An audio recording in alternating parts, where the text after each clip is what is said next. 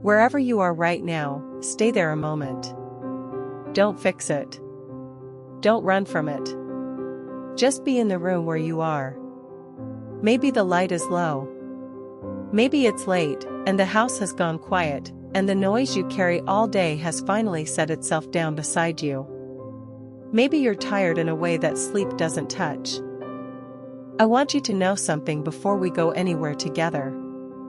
You are not behind. You are not too late. You are not too far gone for the life you were meant to live. You have been told a story about yourself. That your best years are the ones already spent.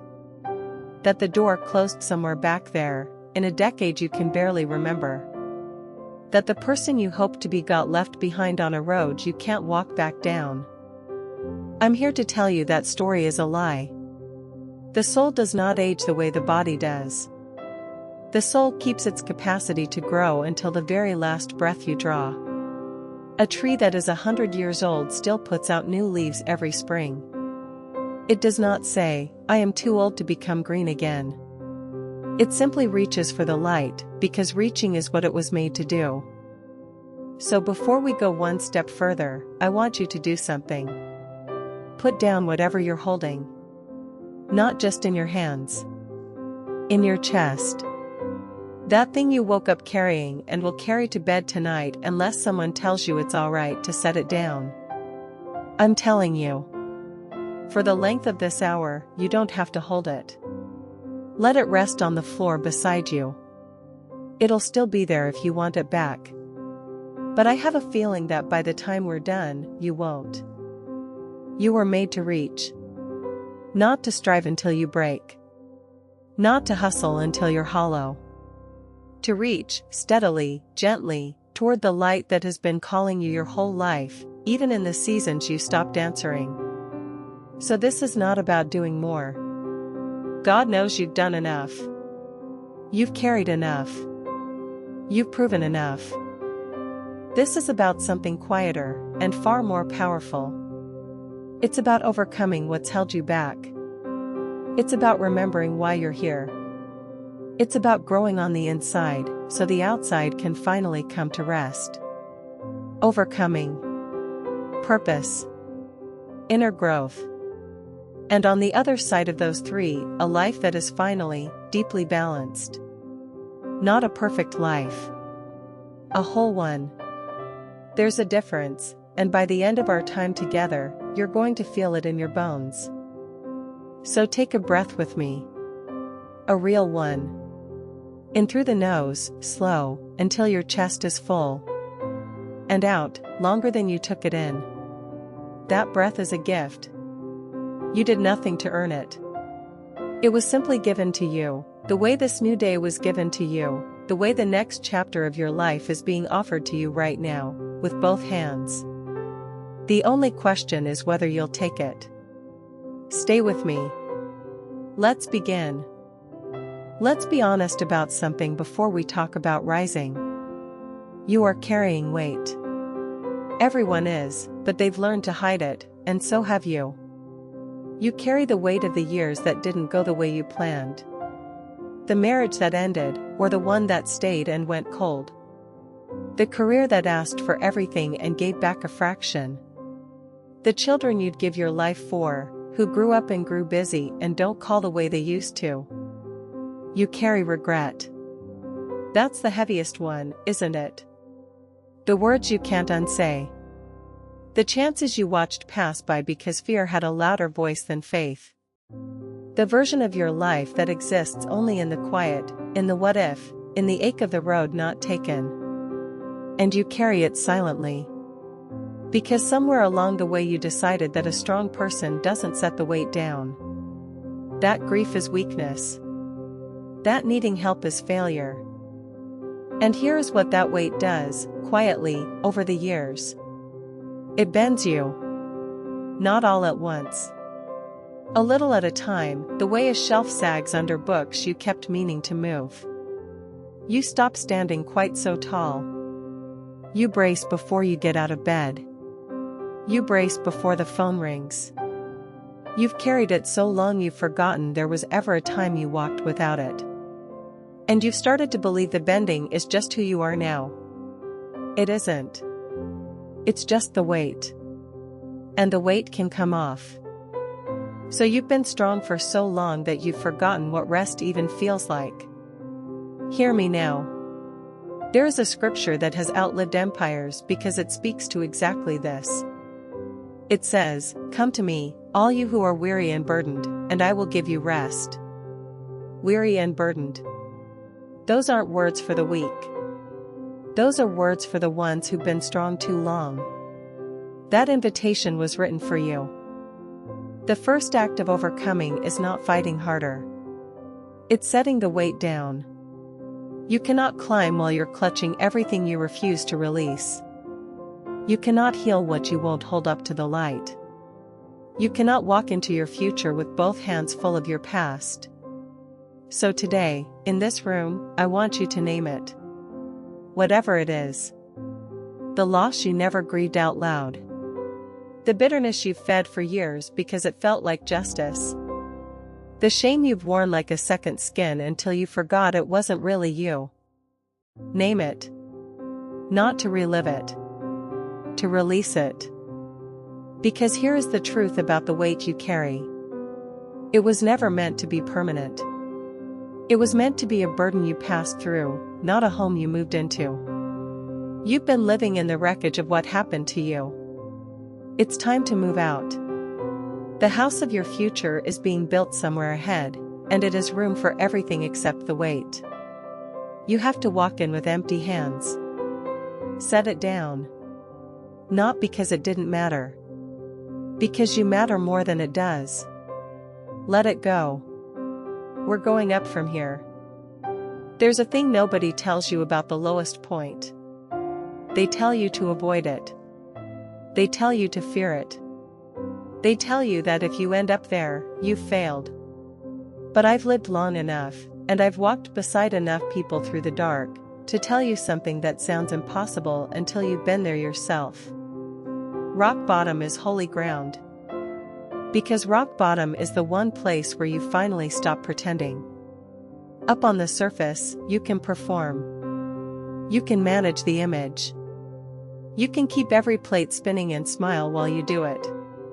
But down there, when it all falls, when the noise stops and there's nothing left to protect, that's where you meet yourself. The real one. The one underneath the performance. And that self, stripped of everything, is the one that can finally be rebuilt. The seed knows this. A seed cannot become what it was made to be while it's sitting safe in your hand, in the light, admired. It has to go down. Into the dark.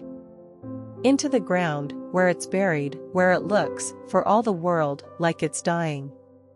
But it isn't dying. It's beginning. Everything that's ever grown, grew in the dark first.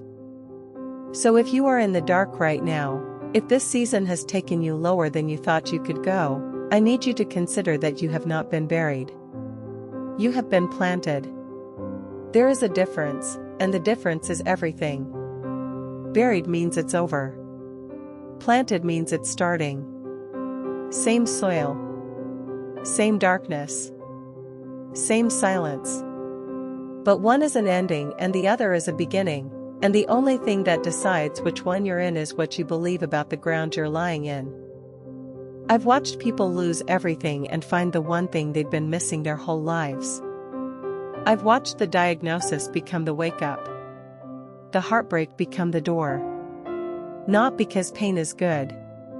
Pain is not good. But because something in us only opens when everything else has closed.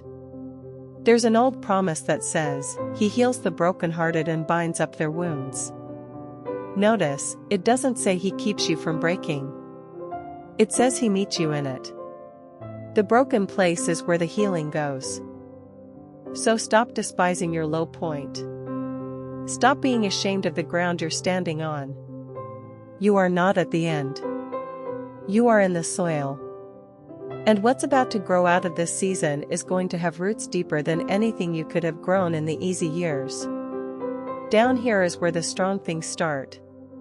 Stay planted. Keep breathing. The light is coming, and when it comes, you'll be ready to reach for it in a way you never could before. Now, there's something that will steal your peace faster than almost anything else, and you do it without even noticing. You compare. You look at where you are, and then you look at where everyone else seems to be, and you come away feeling like you fell behind on a race nobody actually told you the rules to. She retired comfortable. He's still married.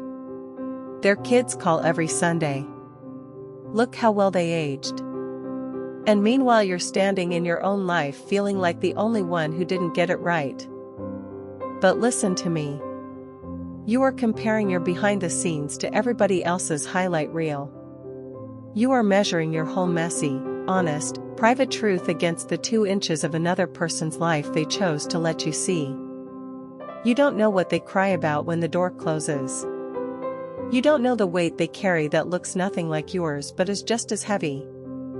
Comparison is a liar, and it always rigs the game so that you lose. There's a line in the old writings that cuts straight through it. It says, each one should test their own actions. Then they can take pride in themselves alone, without comparing themselves to someone else, for each will carry their own load. Your load. Your road. Your race. And there's another moment, when a man starts asking about somebody else's path, and he's told, plainly, what is that to you? You follow me. What is that to you? The life next door was never yours to run. You have your own, and it is not too late to run it well. So take your eyes off the scoreboard you invented. The only comparison that will ever grow you is the quiet one, between who you were yesterday and who you're becoming today. Are you a little kinder than you were? A little freer? A little closer to the person you were made to be? That's the only race that matters, and it's one you can win from wherever you're standing, at whatever age, no matter how far behind you feel. Run your own road. It's the only one with your name on it. Let me ask you a question that most people go their whole lives without answering. Why are you here? Not how you got here. Why? What is it for, all of it? The breath in your lungs, the beat in your chest, the fact that out of all the ways this could have gone, you exist, right now, listening to these words. Somewhere along the way, a lot of us stopped asking that question. Life got loud. The bills came. The years accelerated. And purpose became a luxury we told ourselves we'd get to later, once things settled down. But things never fully settle down. And later has a way of becoming never. So hear this today, wherever you are in your years. You were made on purpose, for a purpose, and that purpose did not expire. You are not an accident. You are not a random arrangement of dust that happened to wake up. There's a line in the old writings that says, before I formed you in the womb I knew you, and before you were born I set you apart. Before you did a single thing. Before you succeeded, before you failed, before you were good enough or fell short, you were already set apart. Already known. Already meant. Your purpose was never something you had to earn. It was something you had to remember. And I know what the quiet objection sounds like. It says, that's fine for the young ones, the ones with time and energy and a road still stretching out ahead. But my road is shorter now. What could my purpose possibly be at this point? Let me answer that plainly. The people who need what you carry are not looking for someone flawless and finished. They're looking for someone who made it through. And you did. Every hard thing you survived became a language you can now speak to someone still lost in it. That is not a small purpose. That may be the truest one you've ever had. And here's what I've come to believe after years of watching people search for it. Purpose is not one enormous thing you finally discover on a mountaintop. It's not a career. It's not a title. It's not the thing that would finally make you impressive at a dinner party. Purpose is the direction you point your love. That's it. That's the whole secret people spend decades chasing. Where do you pour what you have? Whose life is lighter because you were in the room? What is the good that only moves through the world because you were here to move it? You don't need a stage for that. You don't need to be young for that. You don't need to be healed all the way, or wealthy, or finished with your own struggle. Some of the most purposeful people I've ever known were also some of the most broken. The two are not enemies. Often they are the same hands. The wounded ones make the best healers. The ones who lost their way make the best guides. The very thing you thought disqualified you is the thing that qualifies you to reach someone that the whole and untouched never could. So stop waiting to feel worthy before you start living on purpose. Purpose isn't a reward for the finished. It's the fuel for the becoming. Point your love somewhere today. A person. A calling. A quiet, faithful work that no one applauds. Point it, and pour it, and watch what happens to the emptiness you've been trying to fill every other way. The emptiness was never a hole to be filled. It was a space waiting to be given away. You are here for a reason. Today's the day you start living like you believe it. Now I want to speak to something the world has lied to you about for a long time. The world will tell you that the years behind you were the summit, and everything after is the slow walk down the other side. It builds a whole culture around that lie. It treats your season of life as a problem to be managed, a decline to be slowed, a thing to apologize for. And if you're not careful, you'll believe it. You'll start living like your story already happened, and all that's left is the epilogue. But that is not what the wise have ever said about a life. There's a beautiful promise that says the righteous will flourish like a palm tree, they will grow like a cedar of Lebanon, and here's the part they never quote, they will still bear fruit in old age, they will stay fresh and green. Still bearing fruit. Not remembering the fruit they used to bear. Not living off the harvest of decades ago. Still producing, still growing, still green, in the very season the world wrote off. The tree doesn't retire from being a tree.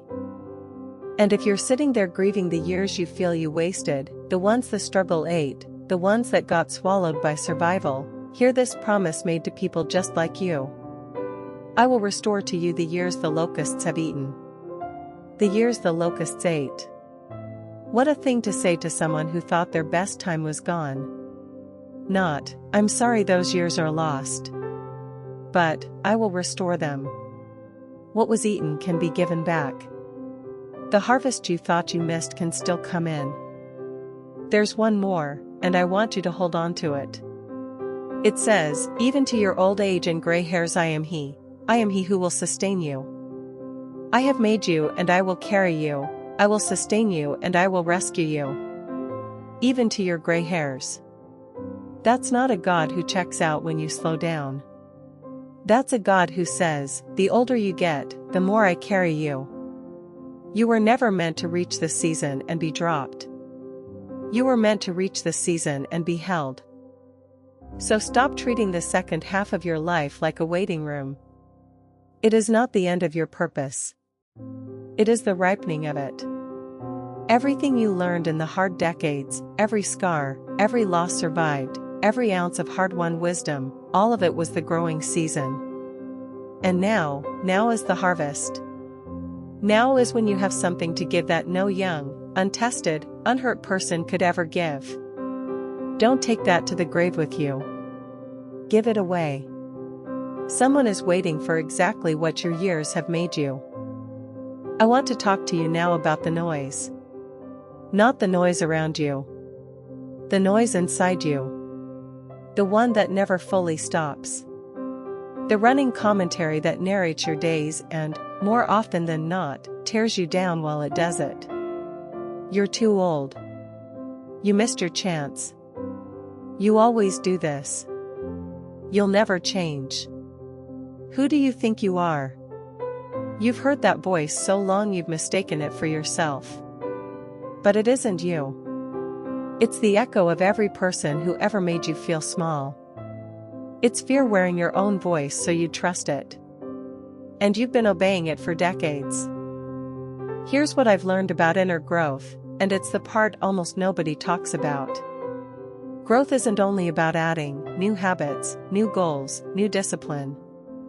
So much of real growth is subtraction. It's learning to tell the difference between the voice of fear and the voice of truth, and slowly, patiently, turning down the one that lies. Because underneath the noise, there is another voice. Quieter. It doesn't shout. It never has. It's the one that spoke to you when you were a child, before the world taught you to be afraid. The one that still, in your best and clearest moments, whispers, "There's more for you than this." The prophet went looking for God in the earthquake and the fire and the mighty wind, and God was in none of them. God was in the still, small voice. The whisper.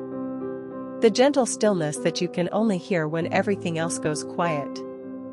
That's why the noise fights so hard to keep you busy. Because the moment you get still, you might hear the truth about who you are, and the truth would set you free, and the noise cannot survive a free person. So here is inner work, the real kind. It's not complicated, but it will change your life. Get quiet. On purpose. Every day, even for a few minutes. Turn off the feed, the screen, the endless input. Sit with yourself in the silence you've been avoiding. It'll be uncomfortable at first. All the noise will rush in to fill the space.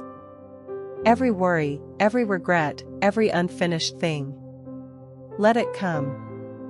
Let it pass. Keep sitting. Because eventually, and I promise you this, underneath the storm, you'll find the still water. And in the still water, you'll finally hear the voice that's been trying to reach you your whole life. The one that says you are loved. The one that says it's not too late. The one that says the balanced, whole, peaceful life you long for isn't out there to be chased. It's in here, waiting to be uncovered. Grow quiet, and you will grow. That's not a contradiction. That's the whole thing. There's a word that scares strong people, and I think it's time we made peace with it. Surrender. For most of your life, you were taught that surrender is what losers do. That the honorable thing is to grip harder, fight longer, control more. That letting go is the same as giving up. But somewhere past the midpoint of a life, if you're paying attention, you learn a harder and truer thing. The tighter you grip, the more you lose. You felt it. The relationship you tried to control until you strangled it. The child you held so tight they had to pull away to breathe. The plan you white-knuckled while life quietly rearranged everything anyway. The years spent trying to manage outcomes that were never yours to manage in the first place. Control is exhausting because control is a lie. You were never running the universe. You just thought your anxiety was holding it together. Surrender is not defeat.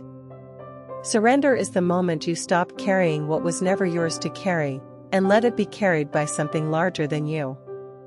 There's a scripture, maybe the most freeing sentence ever written for the tired soul. Cast all your anxiety on him, because he cares for you. Cast it. Throw it. Hand it over. Not because you're weak, but because you were never meant to hold it alone, and the holding was killing you. Think about what you do when you can't sleep. You lie there rehearsing the problem, turning it over, gripping it in the dark as if worrying about it is the same as solving it. And nothing changes except that you lose the night. Now imagine setting it down. Not solving it, setting it down. Saying, "This is bigger than me," and I release it, and I trust that the morning will bring what the night could not. That's surrender. And it is not weakness. It takes more strength to open your hand than to keep it clenched. And I want to get specific with you, because vague comfort never changed anyone. There is something you are gripping tonight.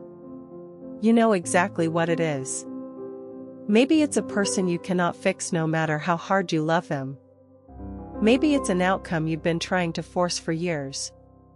Maybe it's the need to be right, or the need to be needed, or the need to know how the story ends before you'll let yourself rest. Whatever it is, picture your hand around it. And now picture opening that hand. Not throwing it. Just opening. And letting it be held by someone stronger than you. That is the whole work. That is where the peace comes from. The river doesn't fight the rock. It doesn't grip. It doesn't strain. It yields. It goes around, it goes over, it goes under. And in yielding, over time, the soft water carves the hard stone into canyon walls. The yielding thing outlasts the rigid thing. Every single time. So loosen your grip today. On the outcome. On the person who has to change before you'll be at peace. On the version of your life you were sure you were owed. Open your hands.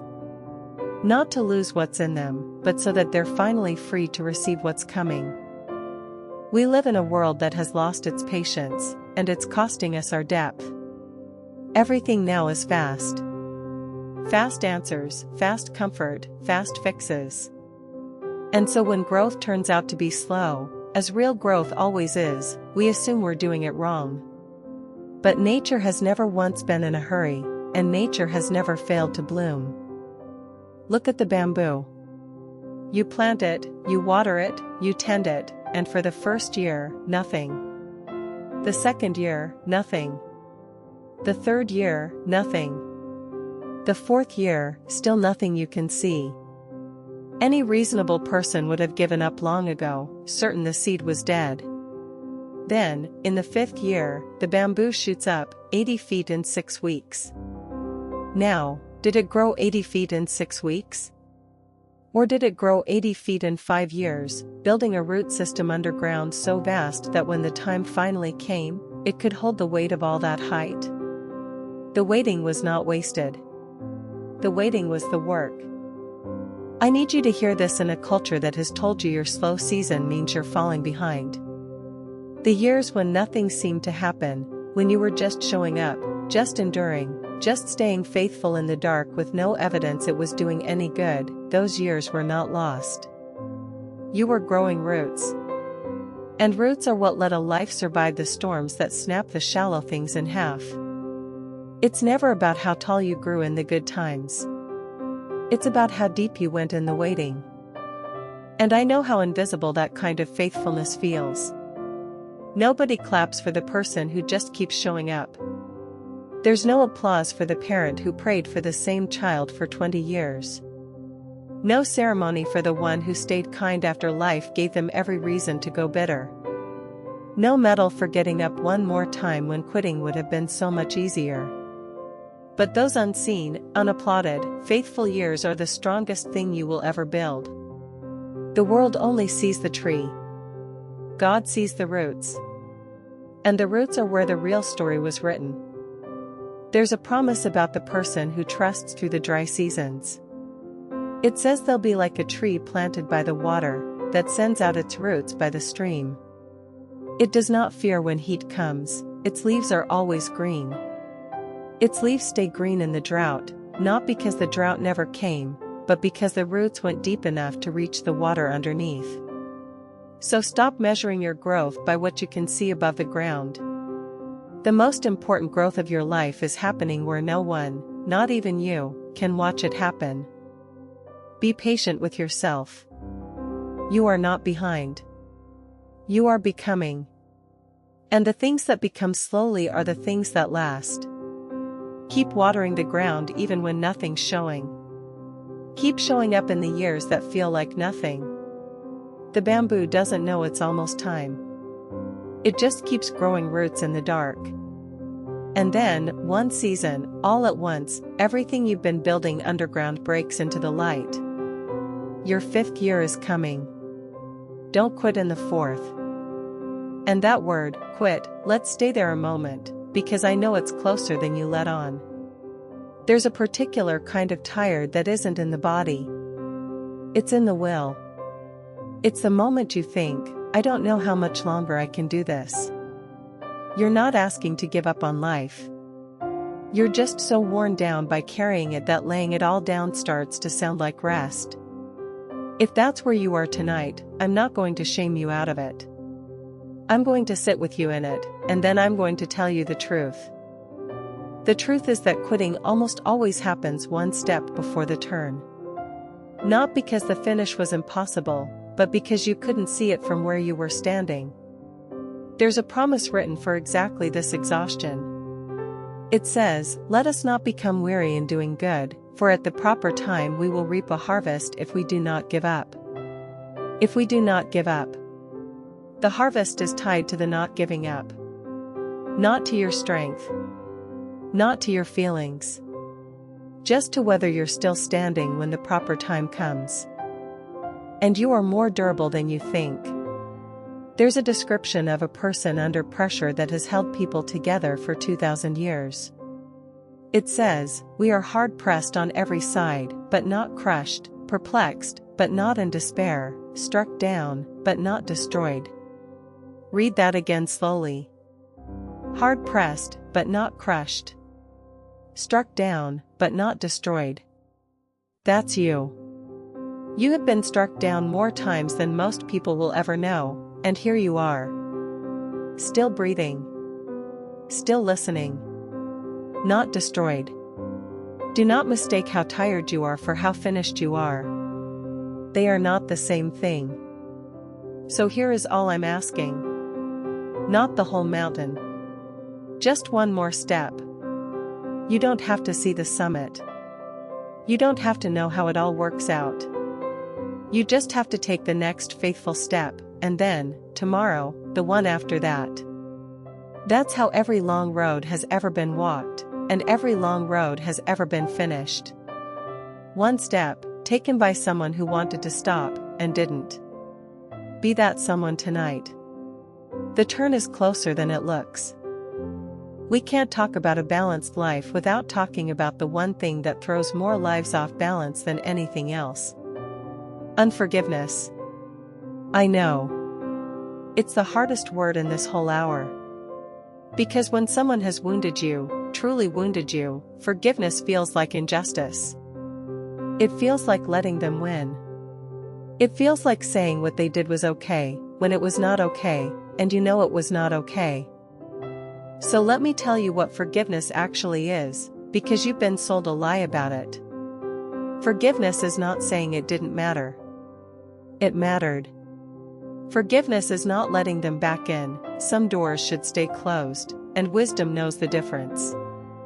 Forgiveness is not forgetting, and it's not pretending, and it's not weakness. Forgiveness is you deciding to stop drinking the poison you keep hoping will hurt them.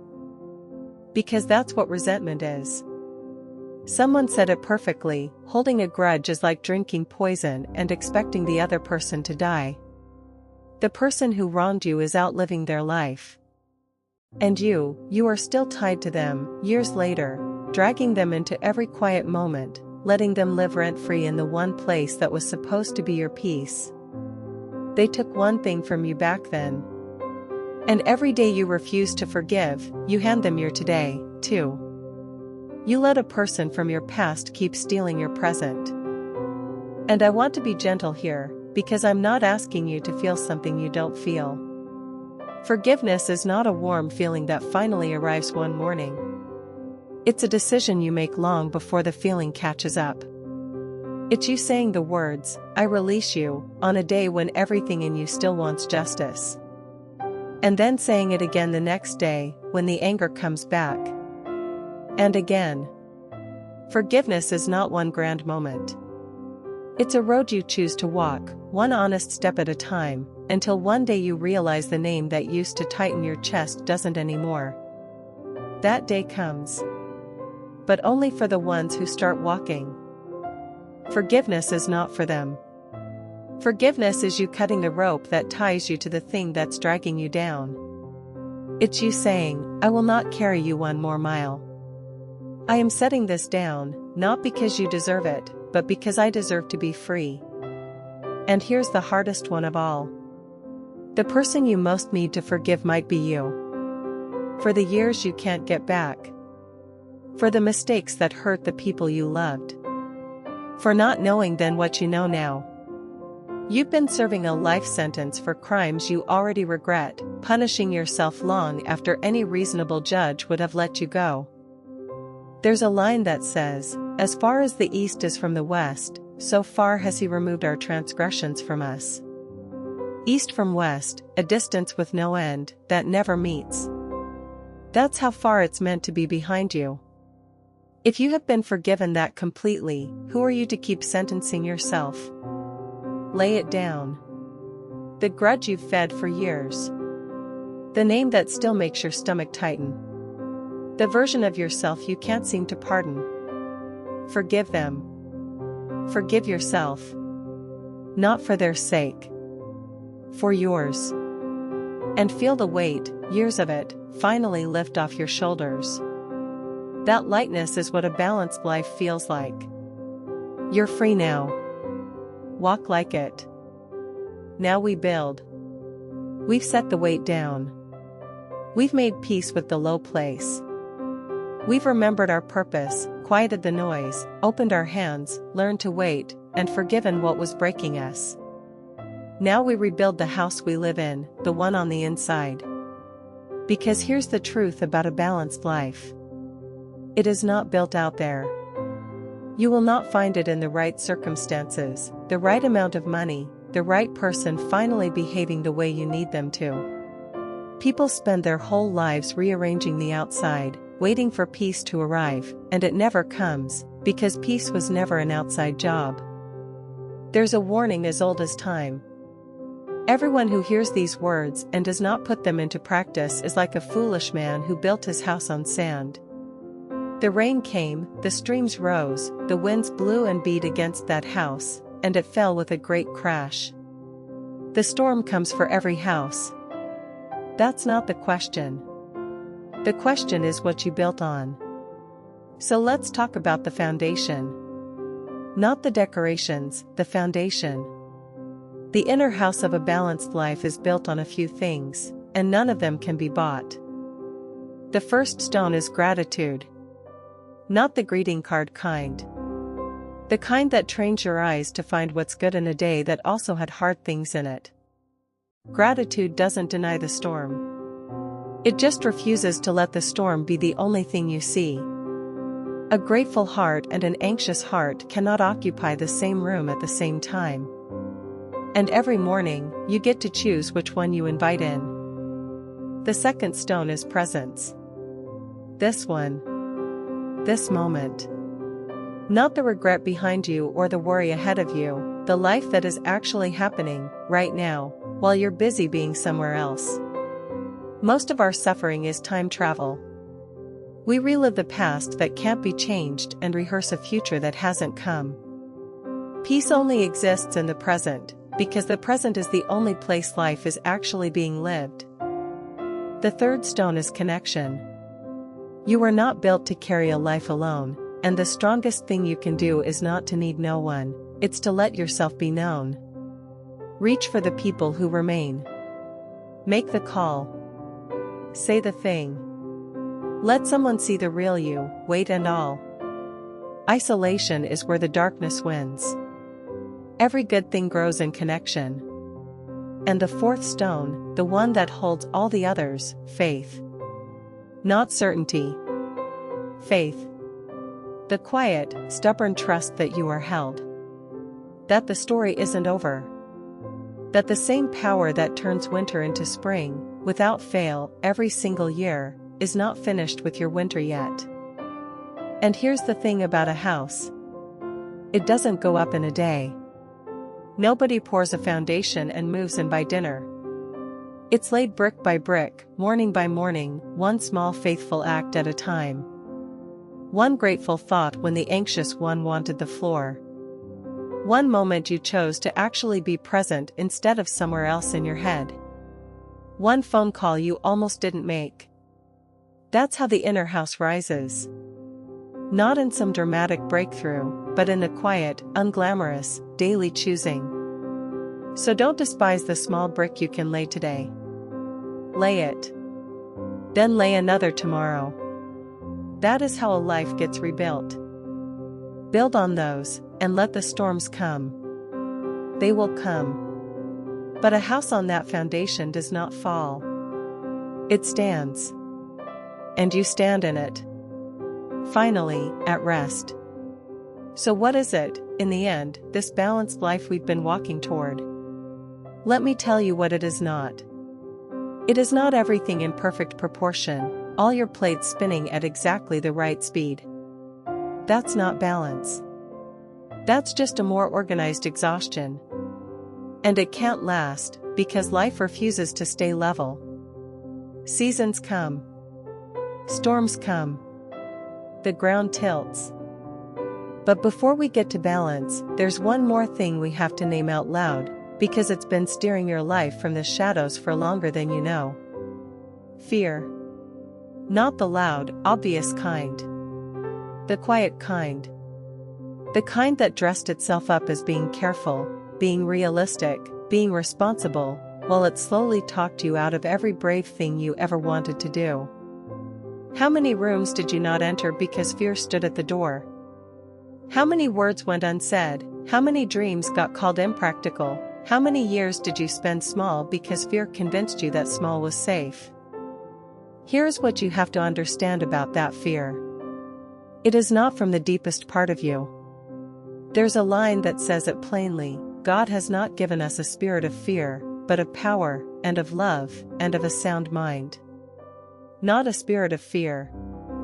So when that trembling voice tells you to shrink, to stay quiet, to not even try, understand where it's coming from. It is not your true voice, and it is not the voice of the one who made you. You were built with power, and love, and a sound mind. The fear is a squatter. It was never the owner. And you are not walking through any of it alone.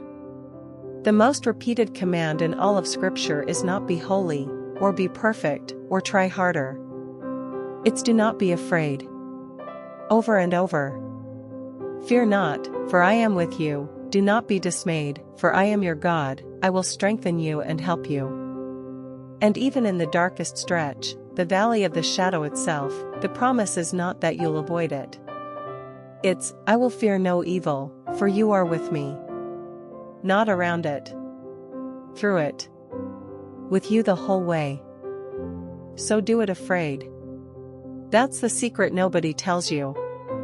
Courage was never the absence of fear. Courage is feeling the fear all the way down and taking the step anyway. Make the call afraid. Start the thing afraid. Forgive afraid. Hope afraid. Live afraid, if you have to, but live. Because a life run by fear is the one thing you will actually regret at the end, and the fear, once you finally walk through it, almost never turns out to be as big as it looked from the doorway. Take the step. The fear shrinks the moment you move. Real balance isn't a still, frozen thing.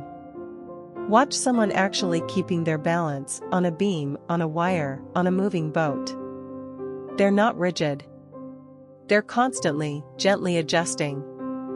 Balance is not the absence of movement. Balance is staying centered while you move. The balanced life is not the one without storms. It's the one with a center that the storms can't move. And the secret of that center is a word we've forgotten. Rhythm. Not rush, rhythm. The creation you're part of does not hustle. It moves in rhythm. Day gives way to night so you can rest.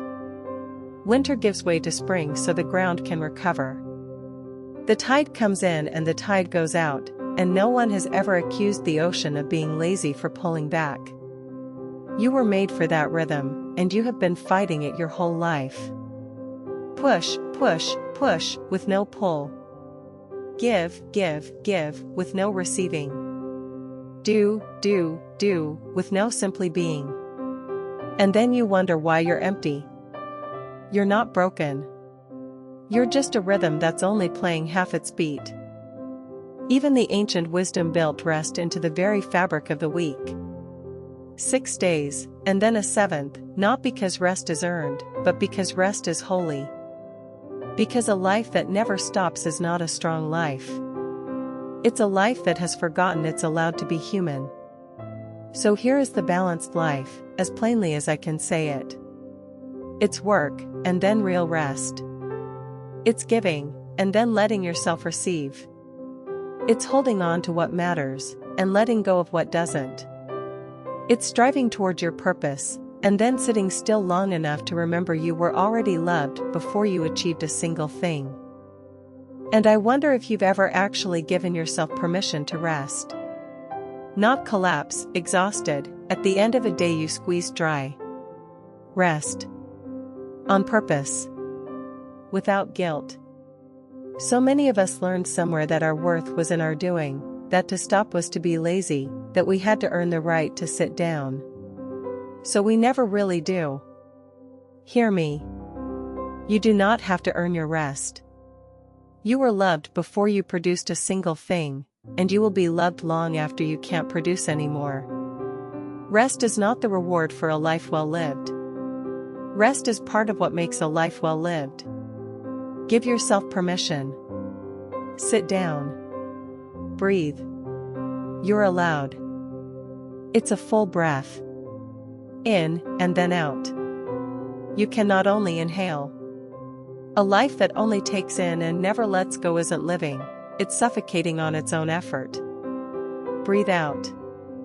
You're allowed. The world will keep turning while you rest. It always has. Find your rhythm, and you'll find your balance. Not the frozen kind. The living kind. The kind that bends in the wind and does not break, that moves through the seasons and stays centered, that has finally made peace with being beautifully, gloriously human. That life is not out ahead of you, waiting to be earned. It's under your feet right now, waiting to be lived. So rise. Not because everything is fixed. It isn't. Not because you feel ready. You never will. Rise because rising is what you were made to do, and the world has been waiting long enough for the person you're becoming. The weight is down. You set it there yourself, and you can leave it. The low place turned out to be soil, and something is already growing in you that could never have grown in the easy years. Your purpose was never lost, only waiting to be remembered, and you remembered. The noise is quieter now. Your hands are open. Your roots went deep in the waiting. And the things that were breaking you, you have finally, mercifully, forgiven. You are not the person who started this hour. Something has shifted. You can feel it. So carry this out of this room. When the doubt comes back, and it will, you remember, I was planted, not buried. When the fear puts on your own voice, you remember the still, small one underneath that says you are loved and it is not too late. When you want to quit, you remember the harvest is tied to the not giving up. When the storm beats against the house, you remember what you built it on, and you stand. Carry the promises with you, because you're going to need them.